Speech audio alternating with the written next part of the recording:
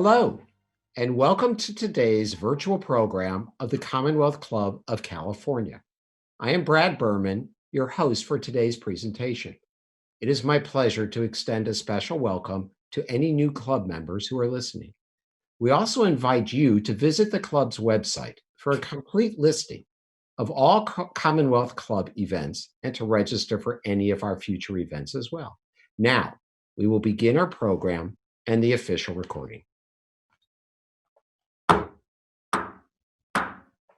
Hello, and welcome to today's meeting of the Commonwealth Club of California.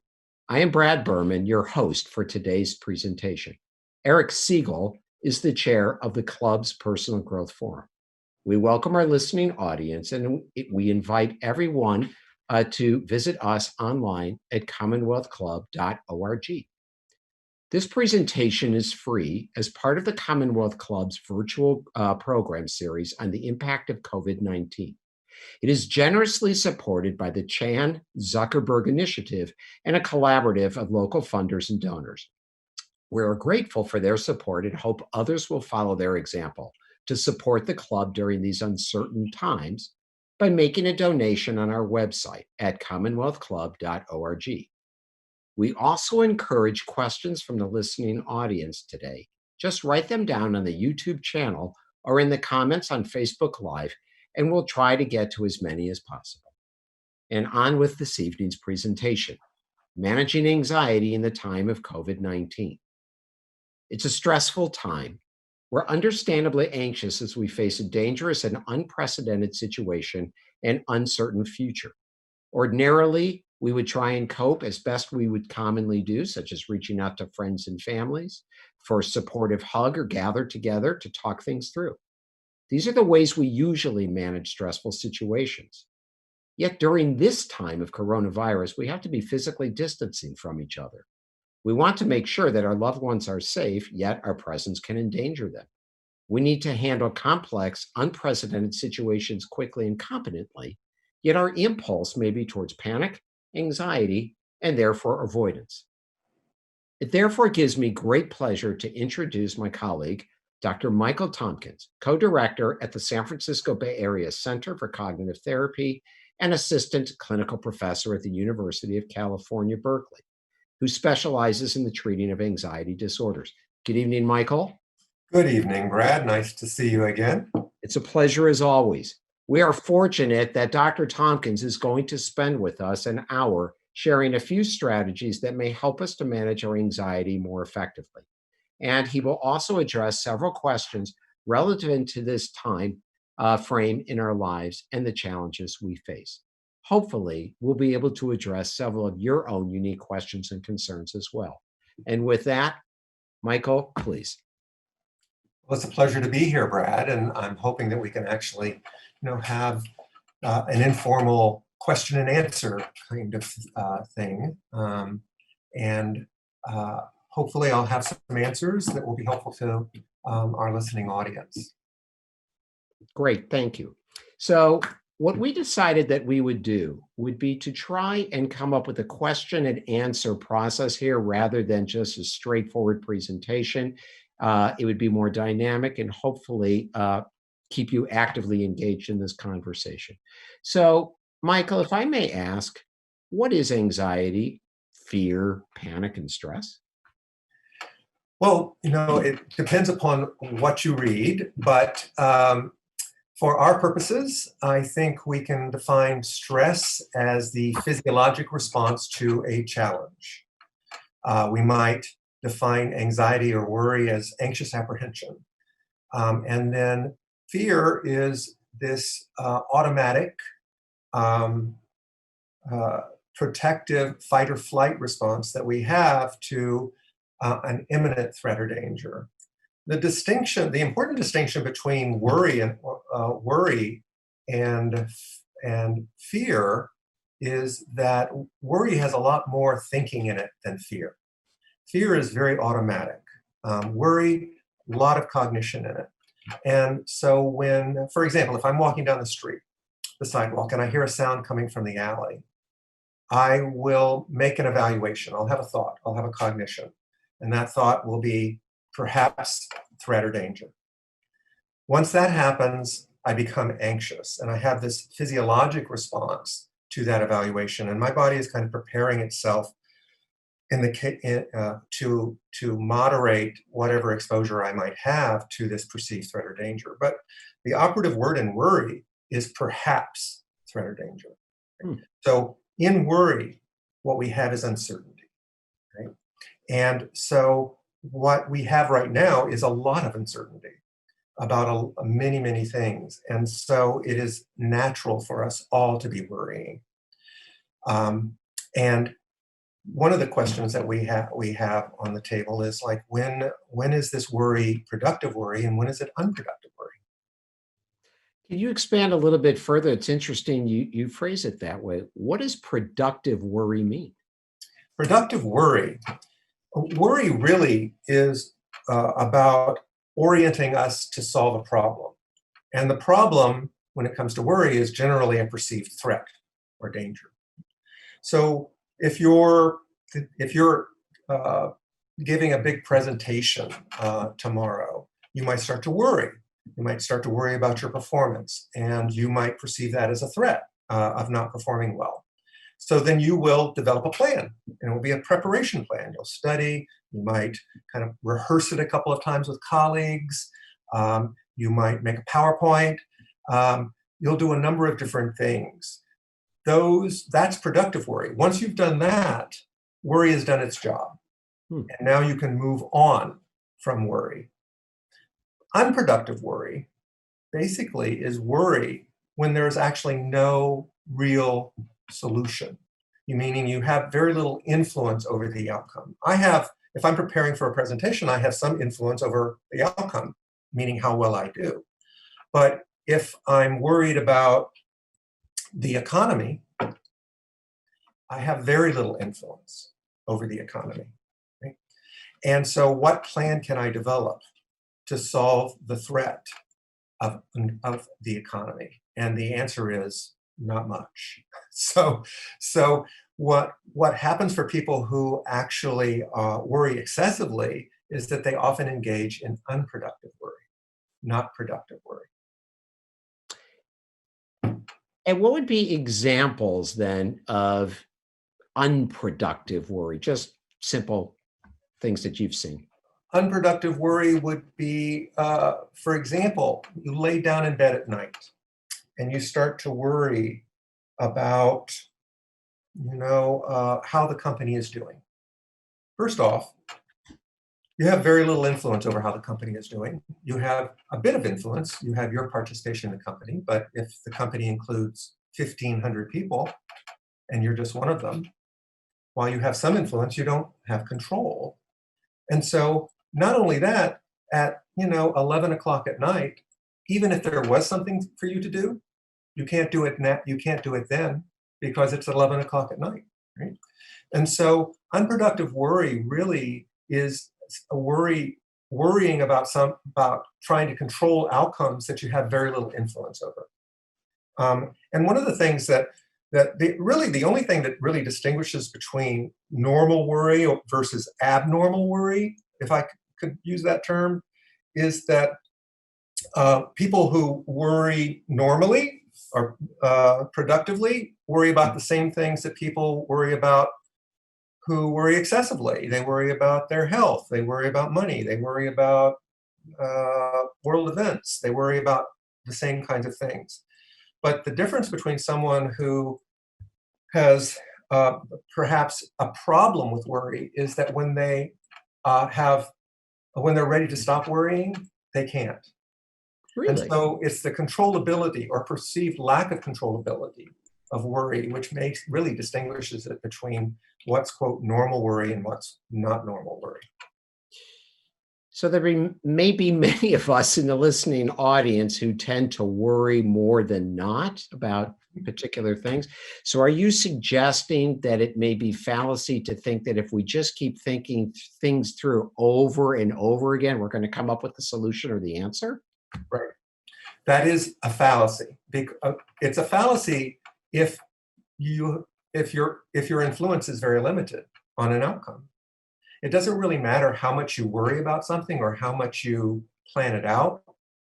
there are limits to your influence. And a lot of times what we end up doing is worrying excessively about outcomes that there's not really much we can do about. And sometimes what happens for people is the trap is that they believe worry is working on the problem. Actually, not necessarily, particularly if the problem is one that you have very little influence over. If you have very little influence over a problem, then worrying about it probably isn't going to solve the problem. Whatever you could do would solve the problem, but you can't do much because you don't have much influence over the outcome. So if I hear you correctly, and by the way, questions are pouring in for Dr. Michael Tompkins already, a noted national and international expert on anxiety disorders and what to do about them in children, adolescents, and adults, and also the author of 12 books on the very subject. So there's a great question, and for the sake of the listening audience, I'm not going to mention anyone's name, but they are coming in this way, is how can we stop unproductive worry? Well, there are, a number of strategies you can use to give you to learn that you do have some control of your worry process. One of the most straightforward and often recommended is kind of a scheduling worry time. So what happens if you worry excessively is that your experience is you're tending to worry all the time. And what happens when we worry a lot is worry contributes to physiologic arousal. So this is why someone with generalized anxiety disorder also has all of these somatic complaints, GI distress, headaches, muscle tension, because they're worrying a lot, and all that worry feeds into their physiology, and so they're kind of like tensed up and on edge. And so one of the ways to do it is to try to contain the worry. And one way you can do that is you can basically set several points across the day, several periods, 5 minutes, 10 minutes. And during those 5 or 10 minutes, you give yourself full permission to worry about whatever you want. All right? You just sit there and you fully worry and you engage in all your worries. But between those 5 or 10 minute windows, when you start to worry, you basically say to yourself, this is not the time I'm going to worry. I'm going to worry at 2 o'clock, and I have that time set aside for worry. So when I'm working with people, we just schedule the worry time in their schedule, into their calendar, and then they worry. But the goal is to kind of like turf the worry to one of those worry times. What that does is it does indirectly kind of contain the amount of worry. And if you contain the worry, then you're not contributing excessively to the arousal, because the arousal begets more worry. Right? And then what you can have is you can have a number of these periods over the course of the day, and as you gain more control over your worry process, you can cut out a worry period until you have very few. Fascinating.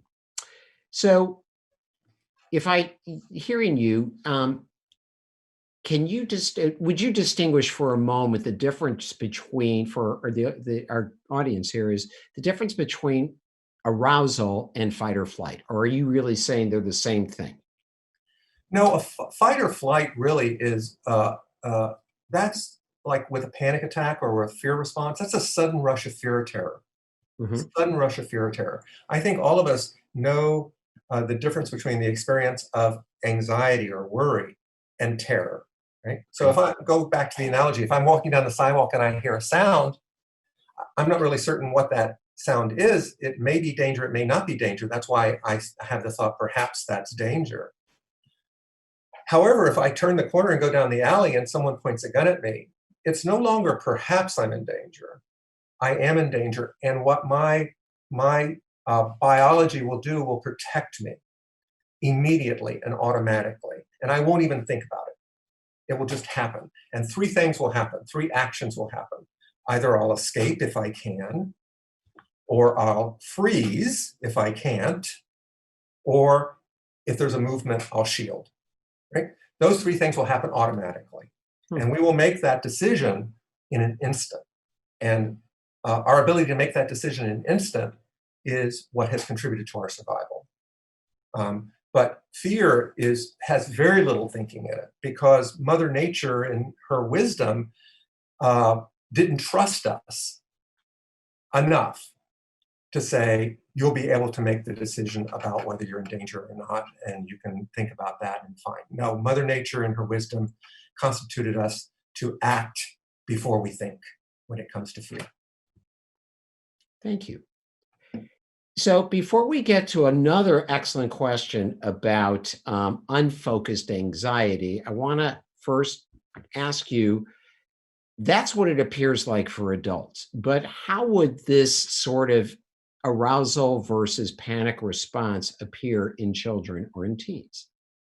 Well, in children or even in teens, what you're going to notice is probably a lot of somatic complaints. Pediatricians are, such as yourself, Brad, are very accustomed to evaluating kids who have tummy aches or headaches or various somatic difficulties, which is due to their arousal, and that arousal is due to their worry about X, Y, or Z. Also, sleep is probably the most sensitive index of emotional well-being we have, and kids who aren't sleeping well may be worrying excessively.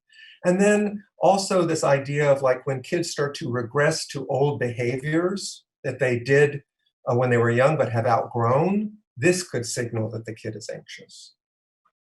Great. I'd like to come back to that. I'm writing a note for myself about that because otherwise we'll keep going down a particular path. And I'm guessing that if during this time of shelter and home stay, children are not sleeping well, it might be that parents then are also not likely to sleep as well. Oh, I think that's fair to say that if children aren't sleeping well, that's going to be a major disruption in your sleep. And if as a parent, you've had any difficulty in sleep onset and maintenance, this is the kind of scenario that's going to make it worse. Hmm. And I know we'd like to speak a little bit more about sleep in a moment. There are two questions that I would like to merge together, and they're both excellent, which is one about feeling waves of teariness, something that this individual doesn't normally experience on a daily basis prior to COVID-19 and described as unfocused anxiety. And our other listener wonders about the sort of flight response when anxiety suddenly arises. And I wonder if you can discuss both of those a little bit and ways in which we could understand it and ways in which we might be able to address it. Well, the tearfulness and emotion that comes up can come up when you're feeling really anxious or if you are in a prolonged state of stress or anxiety for an extended period of time. And also what can happen is that if you're in a prolonged state of worry and anxiety, it can push your mood down. And so you can actually begin to feel a bit down or even depressed, particularly if you have struggled with mood in the past. And part of the reason, or one of the ways to think about this from a psychological point of view, not a biological point of view, is that with my patients, I use this analogy. It's like because anxiety is at the heart of anxiety is uncertainty. And so if I was on death row, but I didn't really know when the day was going to come in which the warden was going to come and knock at my cell and say, "Today is the day, please come with me." Sure. Every day I sit with not being certain about whether this is my last day or not. I get up in the morning worrying about that, thinking about that. I go to bed thinking about that. This is a sense of dread. And I think a lot of us are experiencing some dread in terms of possible outcomes. And this starts to weigh on us and push our mood down. And so, if I'm sitting on death row day after day, not really certain whether this is the last day or not, I'm going to start to feel hopeless and powerless. And that's when that's going to influence my mood, because anxiety and depression, anxiety, there's still a perceived sense of control, But in depression, particularly the hopelessness, we lose that sense that we can control the outcome. When we're anxious, we're working to control the outcome, so we do believe we can do that. When we flip into believing that we have no control over the outcome, the situation becomes hopeless, and then our mood can slip. And yet, earlier, if I heard you correctly, the suggestion is for people to let go of the belief that they can control something, like at night when they're worried. So what do people do if on one hand, they're worried about circumstances that they're trying to control? On the other hand, they let up on the notion that they can control it. Would that not just flood them? No, the answer to that, which is a recommendation I make to many people in a situation like this, is move into controlling or influencing what you have high influence over. So exercise, getting out in sunlight, with social distancing, staying to your routines, a number of things we actually do, and staying, doing your work, getting up and doing your work. Those things we have high influence over. Do those things while you try to let go of the things that you have low influence over, right? And you're practicing refocusing on the things you have high influence over, which will give you a sense of, quote, control, although I don't really believe in that word. I don't believe that we control things. I believe we have influence over things. And some things we have high influence over, and sometimes things we have low influence over, and then there's a full range. But the idea of control is a myth. It's a comforting myth, but it's a myth nonetheless. Well, that may be an invitation for another topic in personal growth, Eric, which is about the notion control, real or fantasy. Yeah, exactly. So bringing it back then to the people who have asked about the unfocused anxiety, or I guess what people used to call free-floating anxiety, and then the tendency towards that panic or fight or flight. What more can they do in that moment? One of the things that happens, I see a lot for people, and this has nothing to do with how smart a person is. What it has to do is their awareness. So a lot of times what unfocused anxiety is the person is simply not aware of the cognition. They're simply not aware of the what ifs, right? And because perhaps they've never really needed to pay attention to the what ifs, sometimes people, that's difficult for them to pay attention to what they're thinking. They're much more aware of what they're feeling or in their body or what they're doing. And so typically there isn't any such thing as unfocused anxiety. It's really about the person's not really quite aware of the what ifs that they're having that are contributing to this experience. And so the first step in cognitive behavioral therapy, of course, as you might guess, Yes. is to increase their awareness of the cognitions or the thoughts that are influencing their feelings. Could you give us an example? And let's say relevant to COVID-19 or, the interventions, the politics of it, whatever it may be, but associated. An example of what? An example of what? Of how to bring awareness to the what ifs. One of the easiest things to do is to journal, right? And the act of journaling is basically identifying the situation in which you started feeling anxious. And then in between the situation and the feeling of anxiety, ask yourself the question, what was going through my mind just before I started feeling that, right? Mm-hmm. And sometimes you can do hypotheses. With worry, what helps people is the term what if, because worry is uncertainty. And so look for the what ifs. So what if I get COVID? What if I lose my job? What if I'm furloughed? What if that food is contaminated? What if this? What if that? So, but journaling is probably the most straightforward way to do that. Okay, there may be more questions that listeners ask about that. I wonder, before we move on a little bit further, if there are some strategies you might suggest in the moment when somebody is really escalating in their anxiety and or fight or flight panic Mhm. and moving, towards a panic attack, things like that, or it's just getting the better of them in the moment.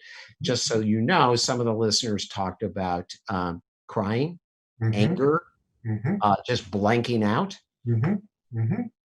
One of the things, there are a number of things. What happens when we get in a situation like this, myself included, is that we tend to dwell on the worst possible outcomes. Right?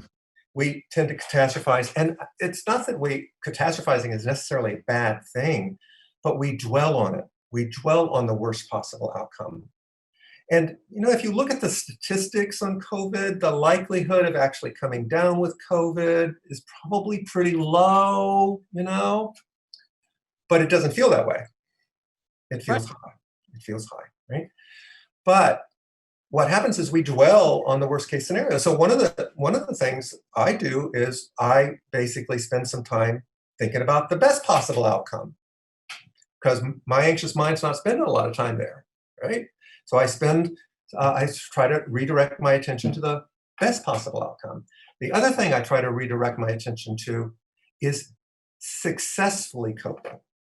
One of the things, part of catastrophizing is underestimating one's ability to cope, our Hmm. ability to cope. When we underestimate our ability to cope, we can make something small into something huge, right? And so if I'm thinking about something that's really scary, I try to imagine coping with that well, or coping with that adequately, rather than, falling into the trap of dwelling on not coping with it. Um, and so that's a simple thing to do. Spend time with the best outcome, as I said. Um, think about sphere of control. Draw yourself a circle and put in the circle the things that you have high influence over. And on outside of the circle, list all the things that you have low influence over. And then draw your attention back to the inside of the sphere and really focus your attention and energies there. I could do that, and I could do that, and I could do that. Particularly if it's around coping. There's a lot of things we can do to cope. You know, there aren't a lot of things that we can do to change the situation in the world. Would you say that ice cream would be one of the strategies for Ice coping with cream, anxiousness? absolutely. I just bought a nice, Ben and Jerry's quart just the other day. Absolutely. Um, you are listening to the Commonwealth Club of California for this evening's presentation about anxiety in the time of COVID-19. We are greatly advantaged to have with us Michael Tompkins, a psychologist and expert in cognitive behavioral therapy throughout the Bay Area. So, one of the things that you and I have shared thoughts about previously is about the media diet that people have Mhm. been on. And I wonder if you could spend a few minutes talking about that from the viewpoint of both how it sort of may foster anxiousness and even moving towards more panic. Yes. I have put myself on a media diet. All right. I was noticing that the more that I was drawn to media, I was drawn to news, and what draws me to news is the anxiety that comes with uncertainty. Oh, maybe I'm going to read something that's going to reassure me. Maybe I'm going to read something that's going to make me feel better in this moment. And what I realized, actually, and it didn't take too much time to realize this, is that actually almost always I read something that actually made me more anxious, not less anxious. Right? And so I have decided that I'm not going to spend any more than 30 minutes reading anything on the news, no more than 30. And also, when it comes to COVID, I have limited myself to only a couple of websites. The CDC, but also the John Hopkins website is just really amazing. All right. If I want information about COVID, those are the places I go. But I don't read the news about politics, which I have all kinds of feelings about what's going on politically. So I don't read that. And so, and what happens for us is that when we go on and reread those things, we actually want to read more. And so it gets harder to not read, right? But my recommendation would be put yourself on a diet, and in 3 or 4 days, you're going to notice that you don't have as strong urges to read the news.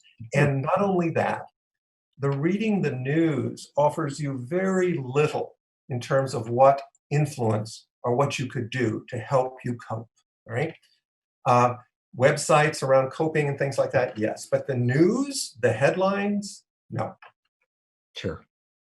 Would you say that spending more time looking at media that we enjoy or like, Yeah, for example, those cat and dog videos, things like that? that's right. Cat and dog videos are always great, right? So another thing you can do is really try to another simple thing that I recommend people do, which I do, and have been doing it for years, is I keep a gratitude journal.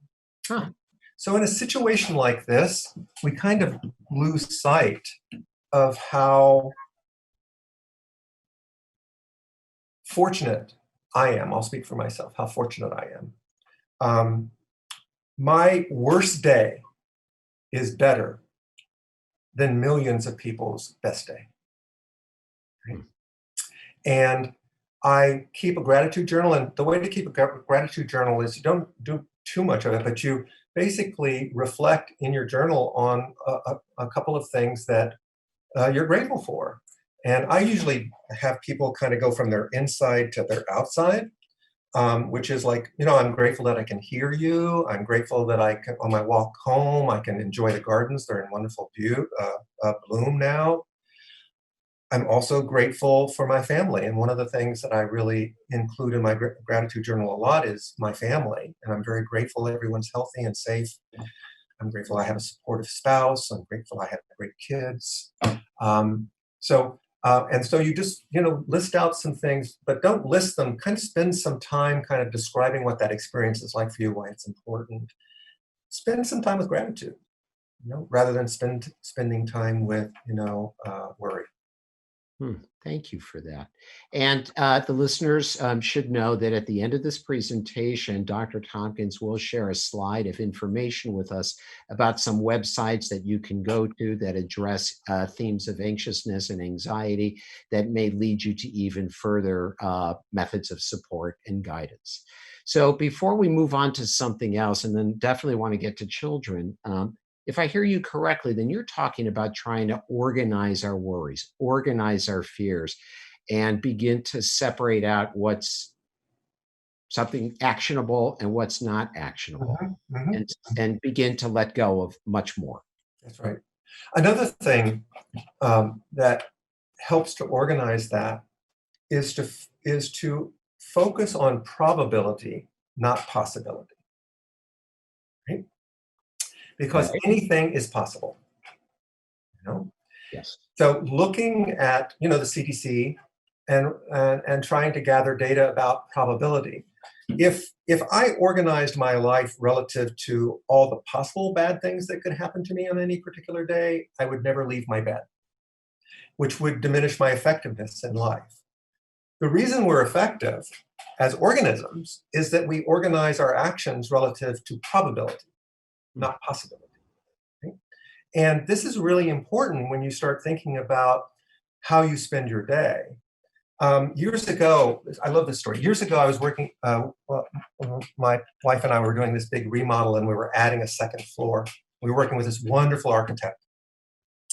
And the architect said, we're going to have to bring a structural engineer in here because we're adding this and we need to actually, get some expertise in terms of how to support the structure so that it's safe. But the architect said, but let me just tell you a little bit about structural engineers. And if there are any structural engineers in the audience tonight, I apologize. But the architect said, look, this is the way structural engineers work. The safest structure is a box without windows and doors. That's the safest place to live. But the architect said, but do you really want to live in a box with no windows and doors? Do you really want to live in a box that without sunshine? Do you really want to live in a box that you can't leave? Because every time you add a window and a door to your structure, you add a little bit more risk. And I listened to this architect as a psychologist and I said, she's brilliant, because that is a metaphor for how to live a life fully. You know, that trying to live a life without windows and doors may lower your risk, but is it really the way you want to live your life? I don't want to live my life that way. So I organize my actions relative to likelihood, to probability, but I recognize that life always has risks. And that is, what makes life, at the end of the day, actually worth living, you know? That it fulfills us when we take on a risk or a challenge and we go for it. So I really try to organize my actions relative to this metaphor. That's a wonderful story. Thank you for that, Michael. Mm-hmm. So before we move to children, one last question, and then I promise some of the listeners and Michael that at the end we'll save a little bit of time to talk about sleep. Mm-hmm.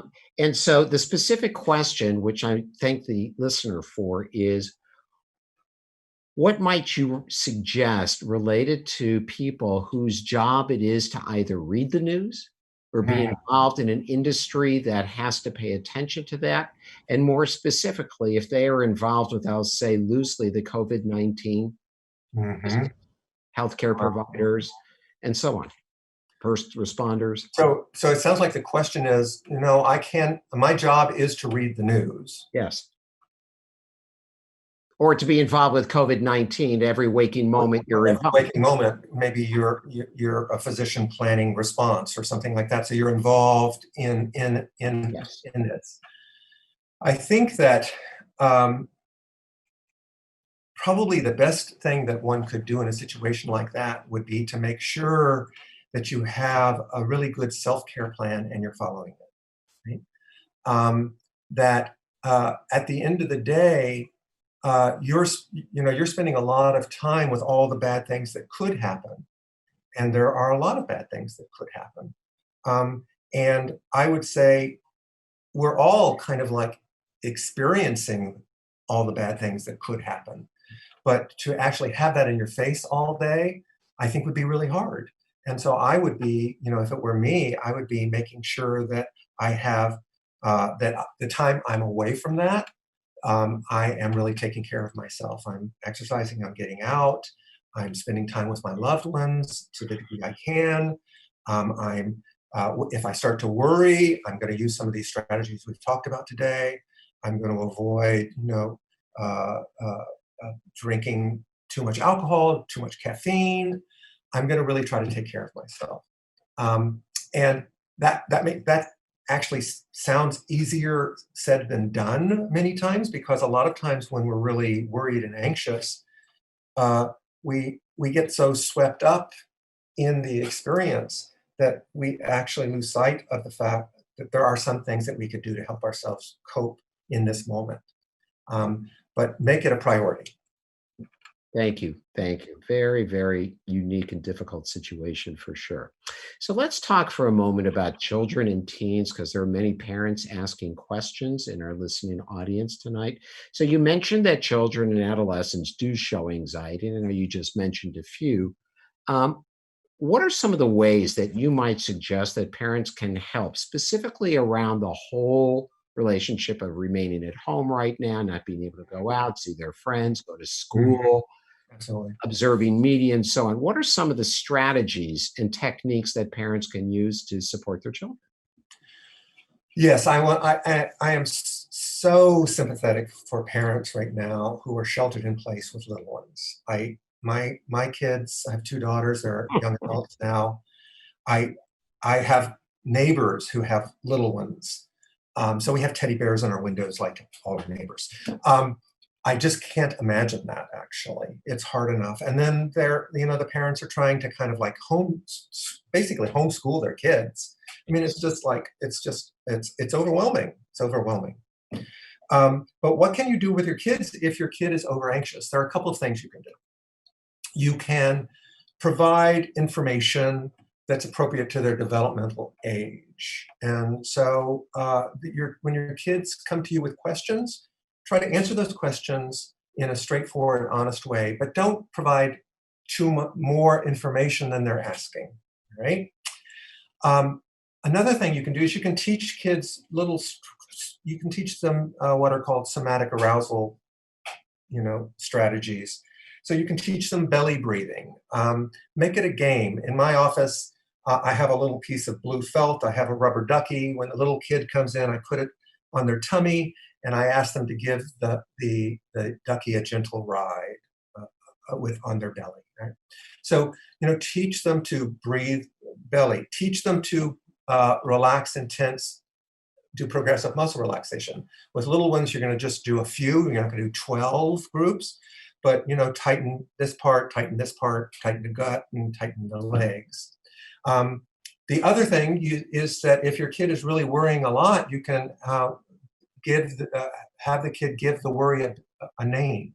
Mm-hmm. So like the worry bully or some bad actor, so that now you can talk about the worry with some distance from it. So it's not about the kid, it's really about this thing. And then you can teach the kid to kind of like boss back the worry. I often play a game of like red light, green light, in my office, where I'm the big bad worry bully, and the kid turns around and I sneak up on the kid, and then the kid turns around and bosses me back.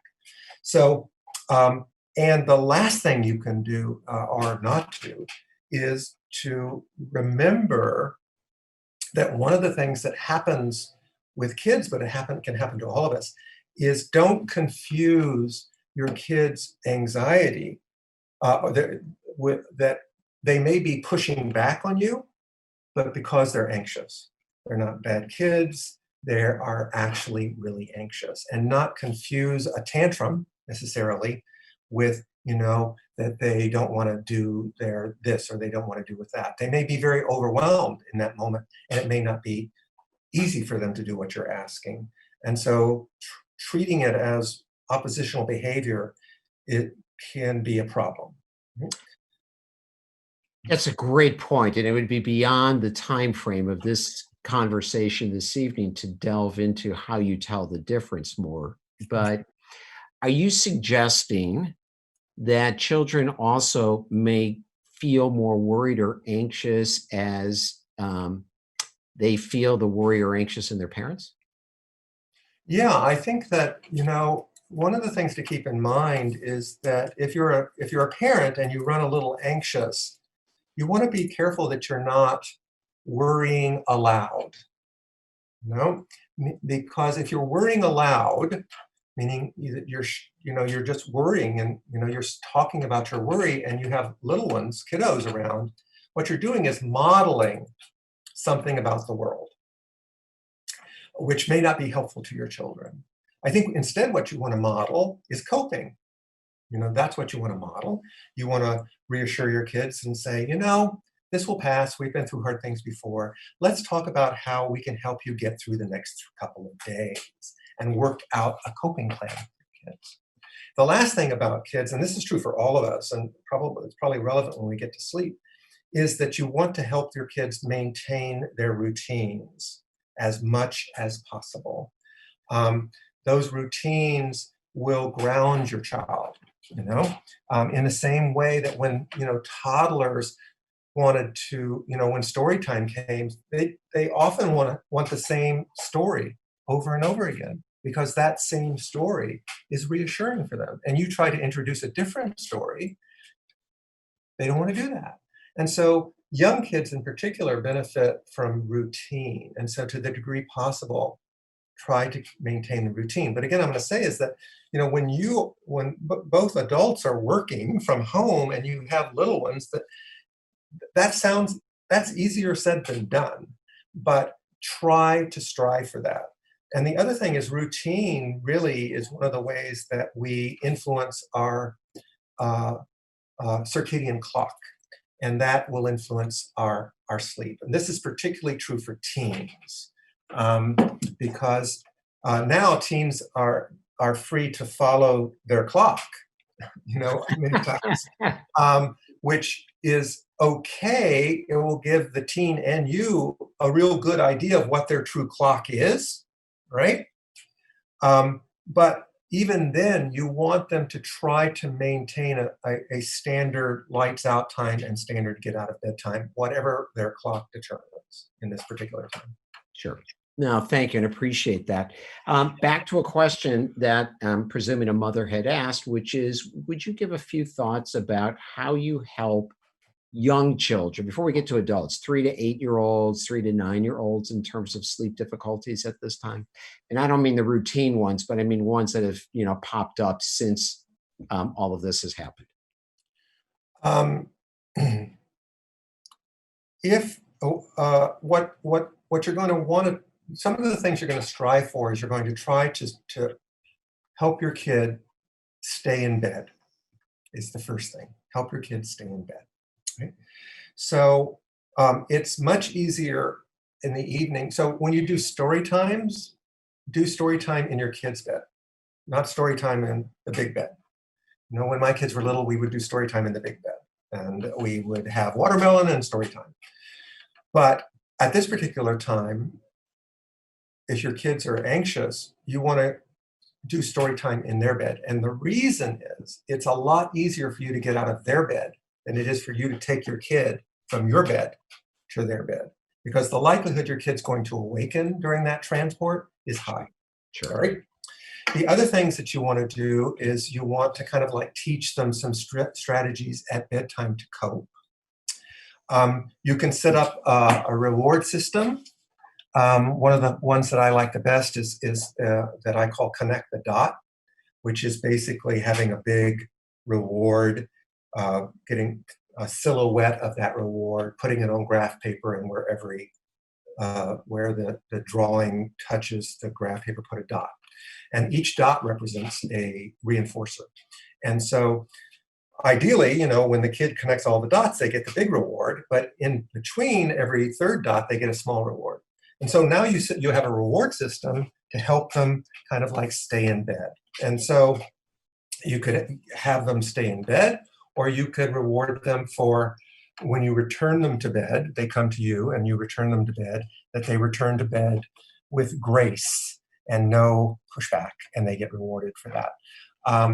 And then basically emphasize, coping strategies for them. Sure. Reassure them, do what you're doing, hug them, and redirect them. And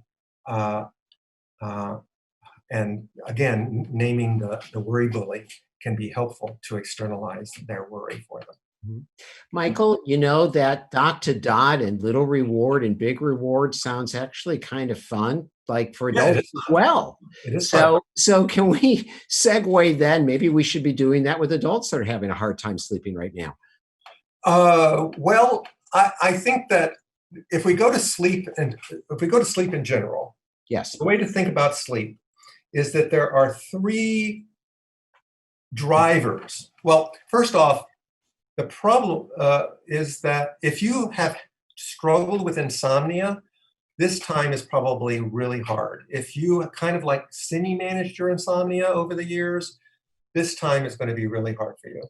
There are 3 systems that feed into sleep. One is the arousal system. I think all of us can agree that we have a lot of physical and mental arousal. Physical and mental arousal keeps sleep away. Right?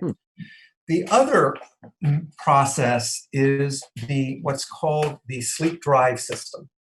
This is our drive to sleep. This is our appetite for sleep. This is so we all know what that's like. When you're sitting up and you start to feel that sleep pressure, this pressure to sleep. That's sleep drive.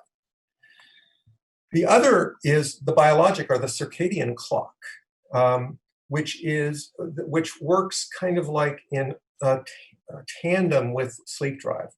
So what happens when we start to have sleep problems, we basically start to change our behavior to try to sleep more. Mhm. When we try to sleep more or produce more opportunity for sleep, what happens is that we drain sleep drive. Sleep drive is our friend. What we really want to do is to optimize sleep drive. So that's why we say no naps. No naps, no matter how tired you are. Because if you take a nap, that basically drains your sleep tank, which is your sleep drive tank. Right. We recommend staying to a lights out, get out of bed time. And it doesn't really matter what those times are, so long as they're consistent.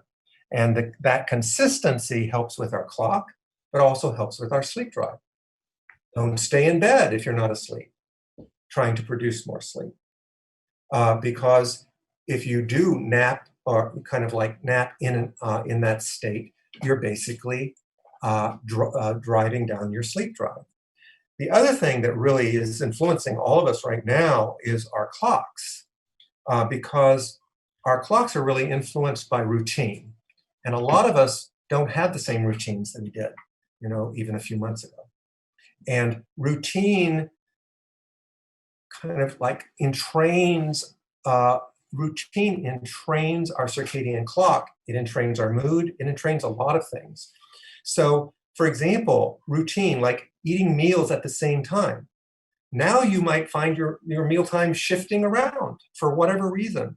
Try not to do that. Try to go adhere to a standard dinner time, a standard breakfast time, a standard lunch time. If you're working from home, your lunch times might have gotten a little, wiggly. Get back to a standard routine. That all feeds back into the clock.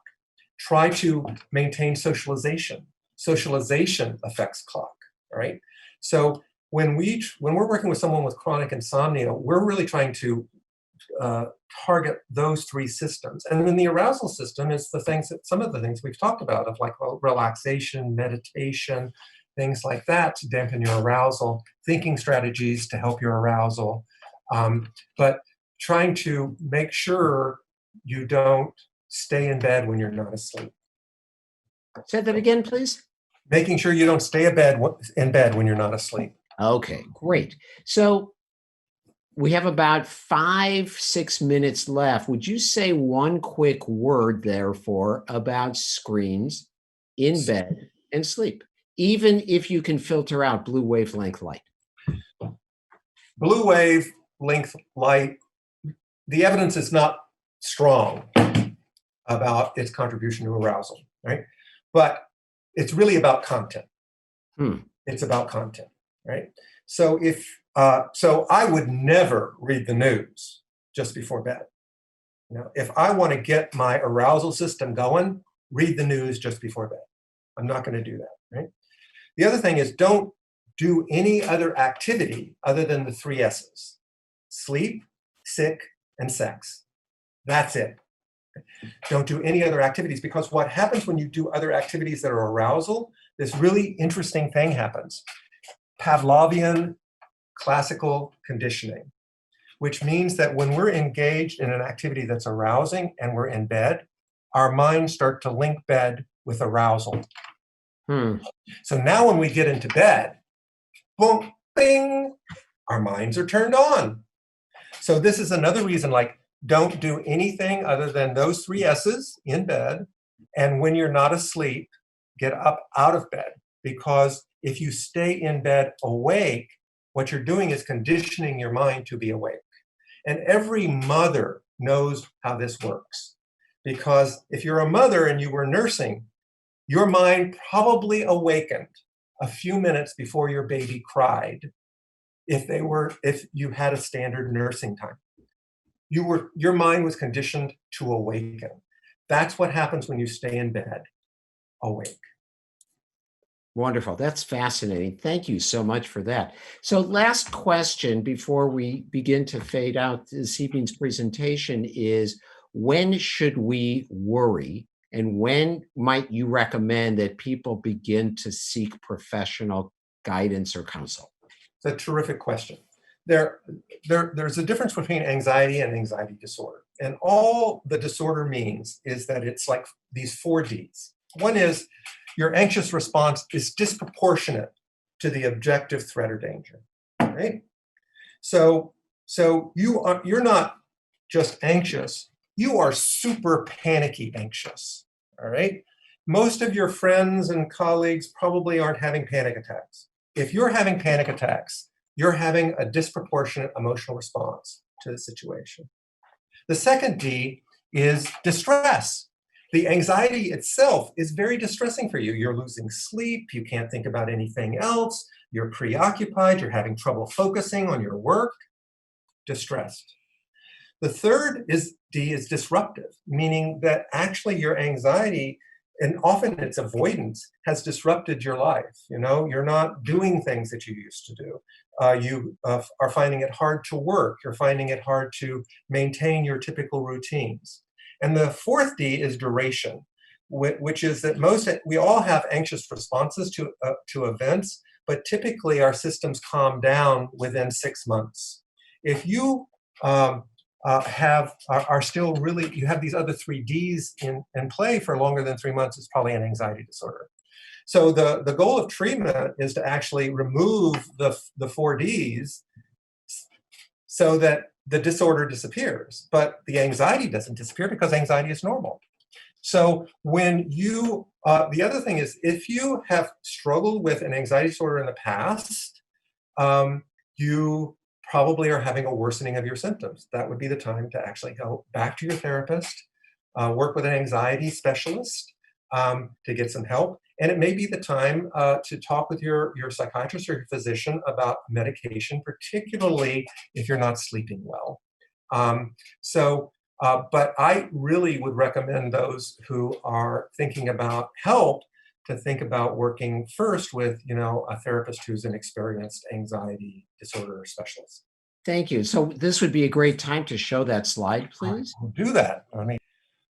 I would say that